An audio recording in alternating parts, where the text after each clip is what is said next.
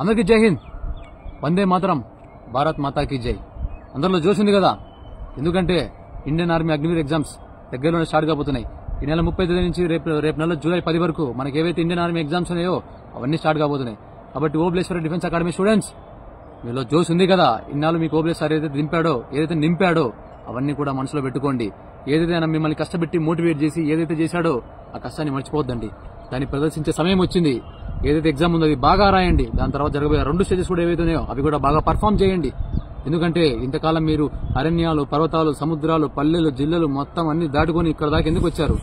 కష్టపడి ఏదో ఒకటి తీసుకెళ్లడానికే. పుట్టి చేతులతో పోతే ఎవరు మనల్ని సత్కరించరు. కాబట్టి మిమ్మల్ని ఎవరైతే అవమానించారో అక్కడే మనకి సన్మానం జరగాలి. అర్థమైందా? అవమానం జరిగిన చోటే మనకు సన్మానం జరగాలి. కాబట్టి అవన్నీ మనసులో పెట్టుకోండి. ముందుకెళ్ళండి, పోరాడండి, ప్రయత్నించండి, పట్టుదలను మాత్రం వదలకండి. కాబట్టి గుర్తుపెట్టుకోండి, బాధపడితే బాధ పోదు, తిడితే కోపం పోదు, కానీ కష్టపడితే మాత్రం కష్టం పోద్ది. అది మాత్రం మనసులో పెట్టుకుని ముందుకెళ్లి పోరాడండి. కాబట్టి ఓబ్లేశ్వర్ అయితే చెప్పారు, అది వినండి. అది విని మనసులోకి ఎక్కించుకోండి, బ్లడ్ లోకి ఎక్కించుకోండి. ఏదైతే ఫస్ట్ రోజు మనం సినిమా హీరో ఏదైతే వెళ్తాం కదా, ఫస్ట్ డే రిలీజ్ అంటారు కదా, సినిమా హైప్ ఉంటుంది కదా, ఆ హైప్ ఎక్కించుకోండి. కాబట్టి బ్లడ్ లోకి హైప్ ఎక్కించుకొని ముందుకెళ్ళండి. ఎందుకు సక్సెస్ రాదో మేము చూస్తాం. కాబట్టి సక్సెస్ వస్తుంది. ఏ రోజైతే your dream will fight for you have to fight for your dream. కాబట్టి నువ్వు ఏ రోజైతే నీ కళ కోసం పోరాడతావు ఆ కళ నీ వెంటే వస్తుంది, అదే నీ కోసం పోరాడుతుంది.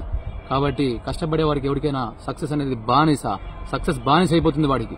కాబట్టి మీరు అందరూ కష్టపడ్డ వాళ్ళు, కాబట్టి సక్సెస్ మీ బానిస అవ్వాలి. కాబట్టి ఏదైతే ఉందో అది మాత్రం ఖచ్చితంగా పోరాడండి. పోరాడతాను ఆశిస్తూ థ్యాంక్ యూ. వందే మాతరం, భారత్ మాతాకి జై. జై హింద్.